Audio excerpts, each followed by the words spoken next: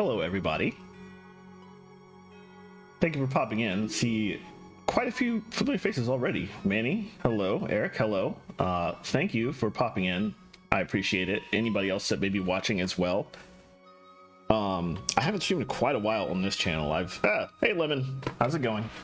I have been streaming quite a bit on the WMGSO channel or involved with streams over there, and I did a lot of EGM Together 2 stuff, and there was a lot of other stuff going on in my life over the last month.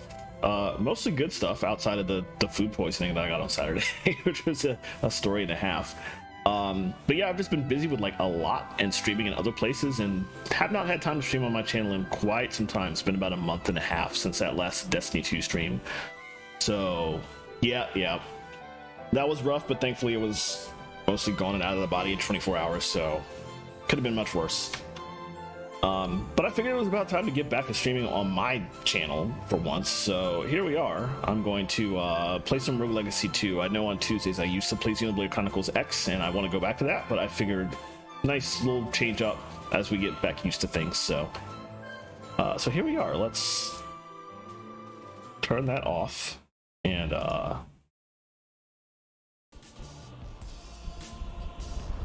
get into this. I've been excited to check this game out because I loved the prequel, the first Rogue Legacy. I played a lot of it on PC back in the day, and never really got very far into it. Randomized platformer is what this game is, basically. Like a roguelike platformer in style. Lots of fun, but randomly generated stages meant that I was not good enough to get past like the second stage of the second section of the castle out of 4, because it was kind of like a Metroidvania in the sense of one gigantic world, but not quite. Yeah, that spooky stream was great, Manny. That was I was laughing the whole time, and I was just like, this was fantastic. It reminded me how much I never ever want to play games like that again, but I'm glad you enjoyed yourself, and I'm glad we got to enjoy watching you go through some horribleness as you tried to play that. Still, good times. Had a lot of fun.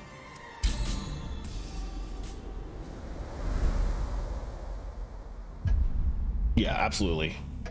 The time has passed and they have not returned. The estuaries have decayed. I don't remember any plot from the first game like this. The kingdom demands deliverance. Sign the contract and your children shall succeed you. Okay, that's familiar.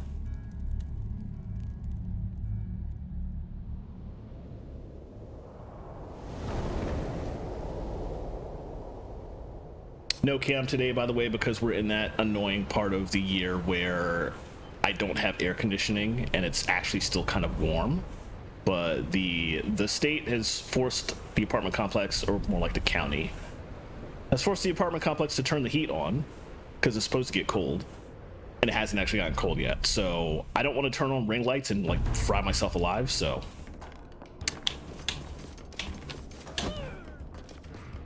the gist of this game, like I was mentioning, it's a roguelike platformer, but I haven't gotten to the roguelike section yet. It looks like this is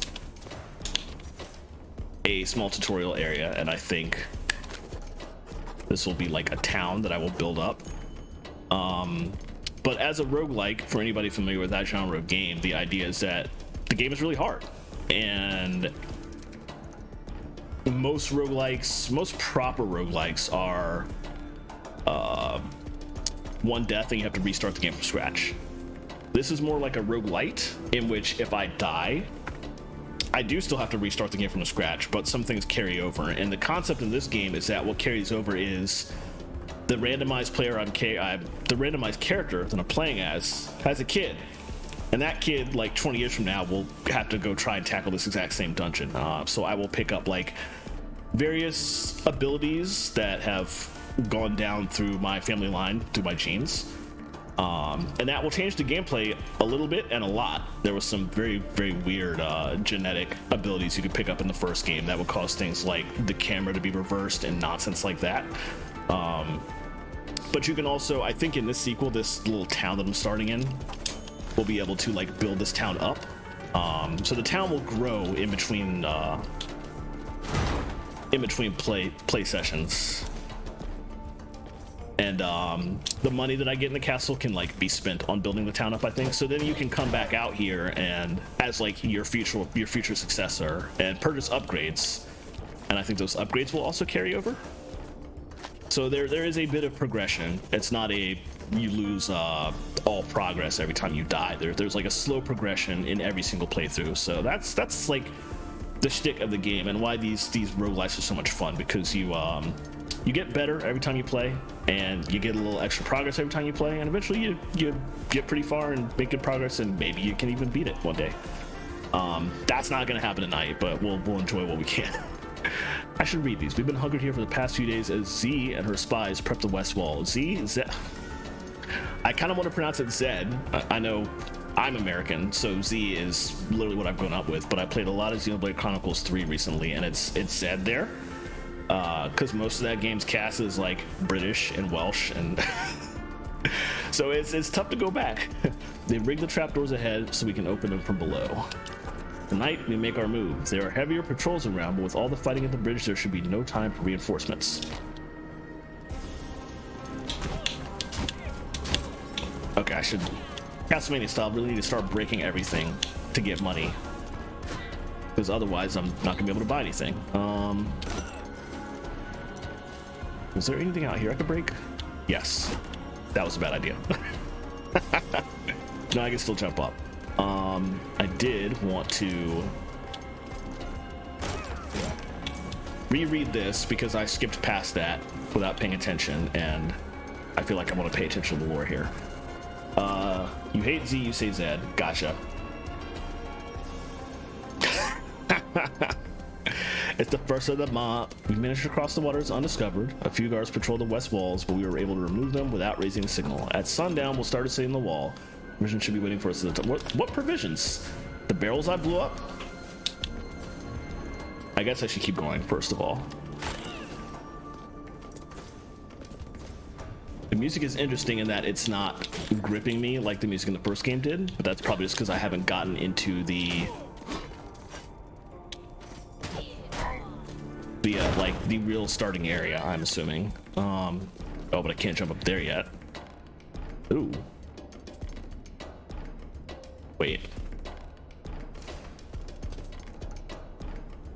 Press down on the left stick and A in air? That's such a weird... Yeah, I'm not gonna do that. I'm just gonna do L. Why is the harder one what they offer as the starting option? That's very weird.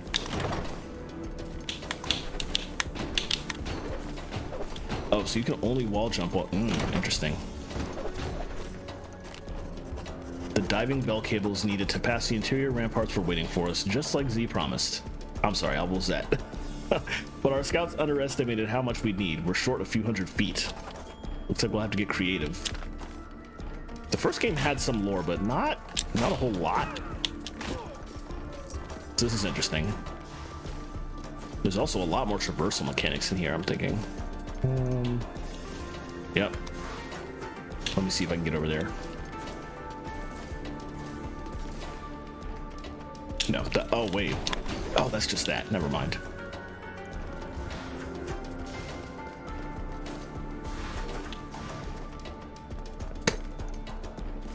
You have to damage boost.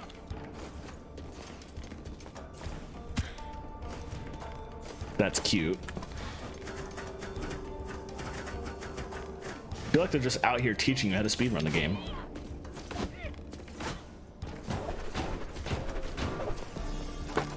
Looks like I've underestimated Zed's charisma again. Below me, I can see all the misfits that have joined our ranks. When did so many rebels join? From here, it seems like an endless sea. This was supposed to be a suicide mission meant only for a few. She's unknowingly rallied these souls to a lost cause, and my sins keep growing. Very curious who this person is. Oh, both of them are Dash. Can I sit down? No. What kind of game is this if you can't sit down and relax?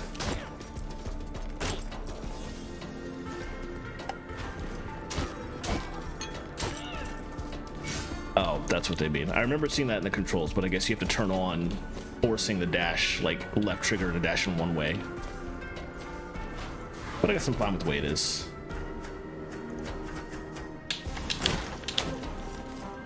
Contact damage. Well, let's leave the default rules, that's fine.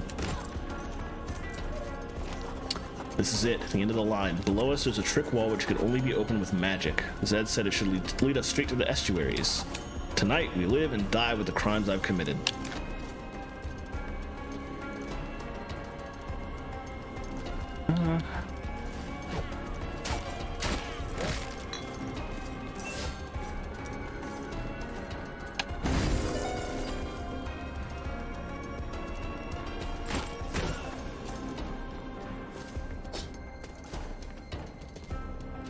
Oh, that's what it meant.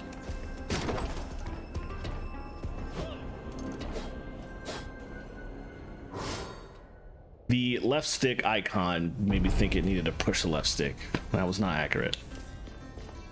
Risk level 1 star out of 7? Eesh.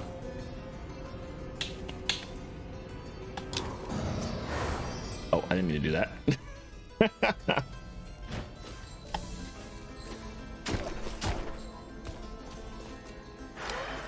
You hear 1,000 whispers, but can't make out a voice. There's a surprising amount of lore in this game compared to the first game. The throne room doors are currently sealed.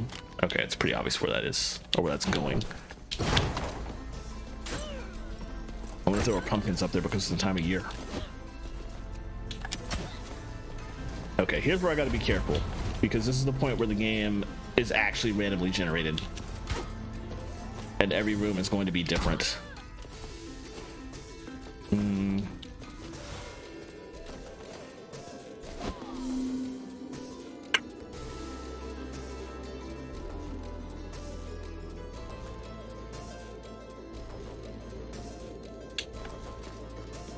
What is this? I assume I'll get the health back later. Hopefully.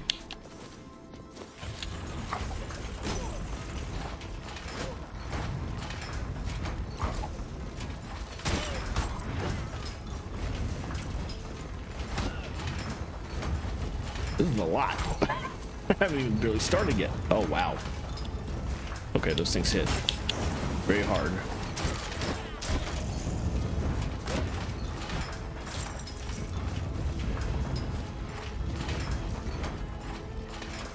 That was also a lot of damage for just some money, but oh well.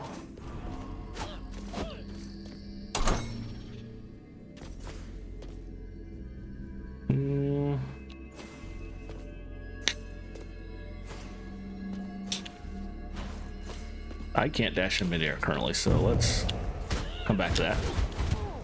Oh!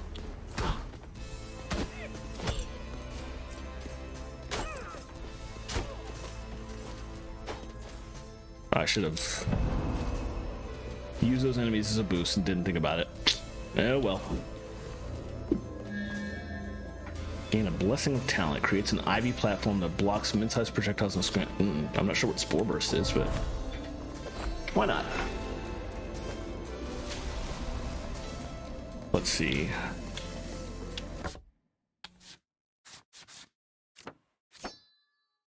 Oh, look at all this. That's my, oh, so Ivy Canopy was the talent that I just bought, which is the Y button. Okay, let's try that then.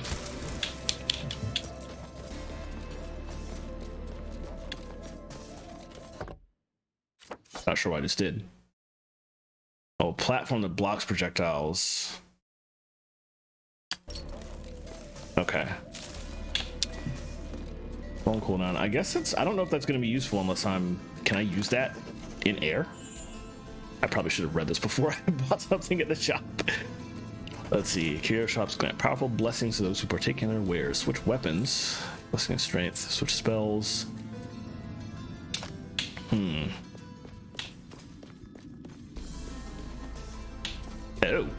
Oh, that's ominous.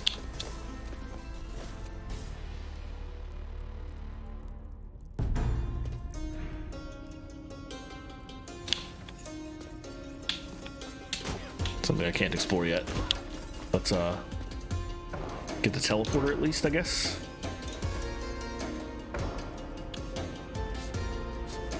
Yeah, it is like most Metroidvanias, not touching a teleporter is all you need to be able to teleport between them.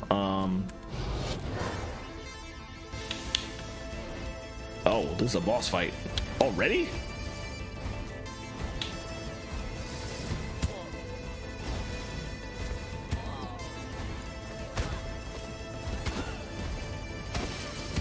Wow.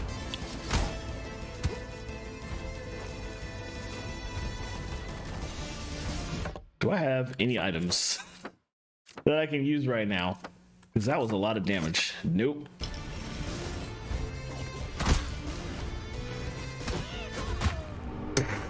Dang. Oh well, nice try. I wasn't expecting to get to a boss that quick.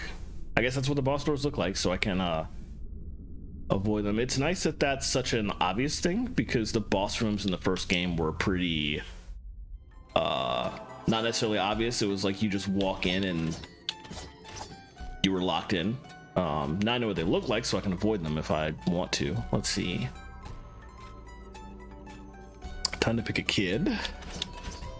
They all have the same base items to get different talents. Fungal spread, magic 8 ball, lightning storm. That sounds cool. But don't know what the traits are. Hypercoagulation. Oh god.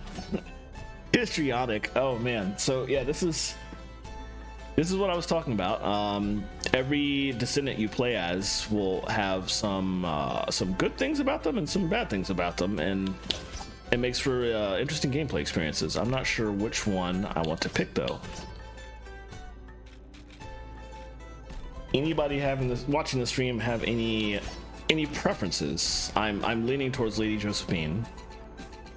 And we'll hope hypercoagulation is not horrible for gameplay purposes, but Matt and Benny both look interesting as well. I don't know if anybody's feeling anything specific outside of my opinion. Oh, okay. That does kind of explain the interesting looking door. I thought that was going to be a boss based on that kind of door, that boss portals were just a thing in this game, but I guess they're more like the first game / Metroidvania model, where they will just be regular doors, probably. Guess we'll find out. Yeah, let's go with Josephine.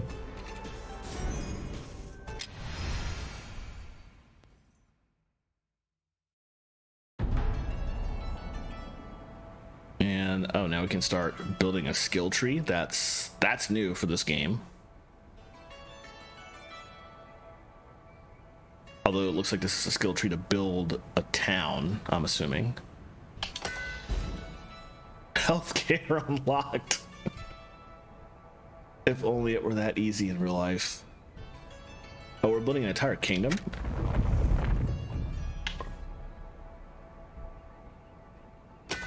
I do have some money. Let's unlock some stuff. Ranger class. Although it will still be random whether my descendant will be a ranger or not, whether one of the descendants I can choose when I die. Oh, I guess not. That's just the thing. Let's stay as a knight for now. Okay, I didn't realize classes were like that. Let's see. Do I need the blacksmith? Do I want the blacksmith, or do I want... Oh, actually, I can afford both, so...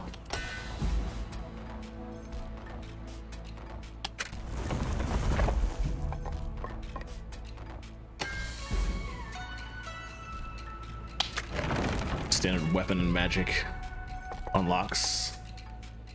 I almost certainly don't have enough gold to buy anything else. Oh, I can get this. No, my mana needs to be high for that. Okay.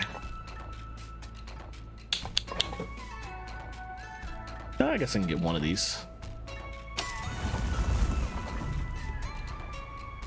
And that's it for now. Okay, now we have the actual the actual town. Thanks for helping build my black shop, kid. I ain't got a lot to my name, but I promise you your investment in this here blacksmithery will pay off.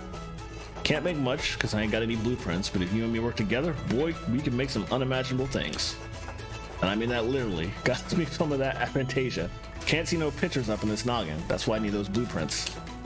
But here's the deal. You give me blueprints and I'll charge you money to make them. It's a win-win. I win because I get free blueprints. Then I win because I get a customer.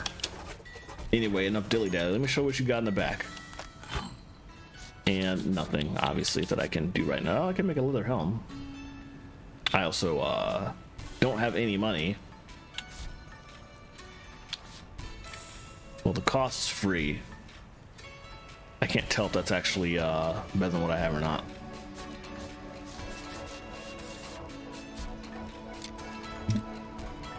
Oh no, cost $250. I just wasn't highlighting it. Okay. Well, it is now unlocked, so. Ooh, Ducky, thank you so much for this extravagant tent. Ducky, wow. The cough flowing through it is so overwhelming that it's making me dizzy. Just kidding, I saw the price tag. Talk about cheap. The only thing making me dizzy are the fumes from all the cleaning agents I had to use. Couldn't you get a girl anything better?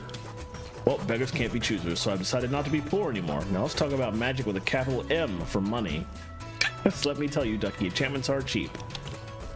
Find me some sweet runic stones and I can grant you powers you couldn't even dream of, like stealing the life force from your enemies or being slightly magnetic.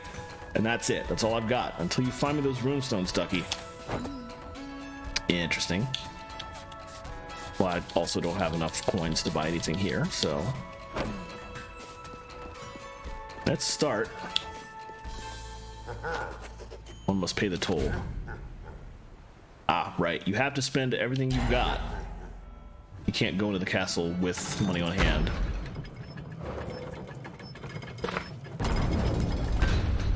Alright, we're back. Oh, who's this?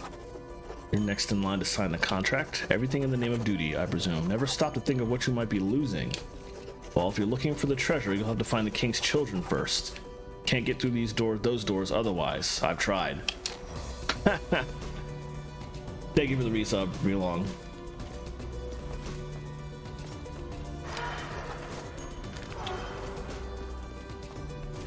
And is it me or did my alert not play? Even though I tested that before stream and I know it was working then.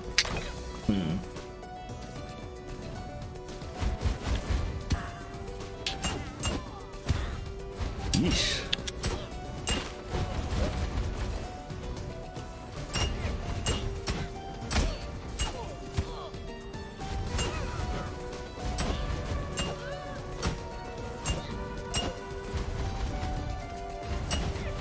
These guys are...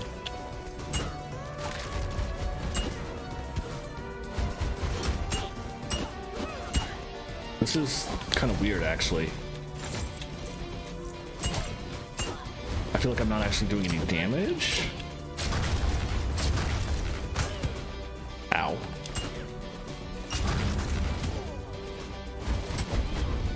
I have no mana. Let's just move on. Picking around is probably a bad idea. I left a coin and forgot to pick it up. Too late now.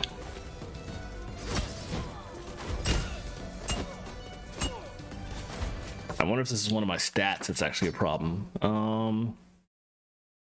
Oh, perfectionist stat trait. Only skill crits and spin kicks deal damage. Wow, that's horrible. Health regenerates, but you lose some max HP when hit. Oof. All right, well, I'm not getting... Ow.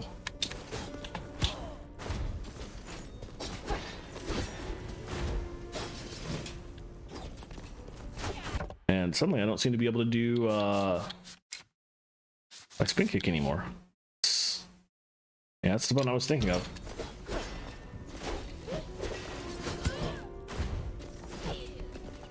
I'm very confused.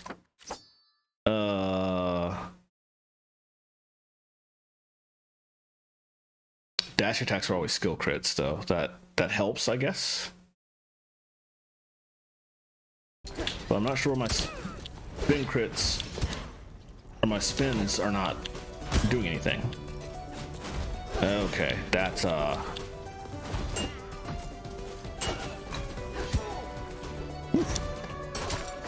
this is gonna be well, this run's about to be over anyway.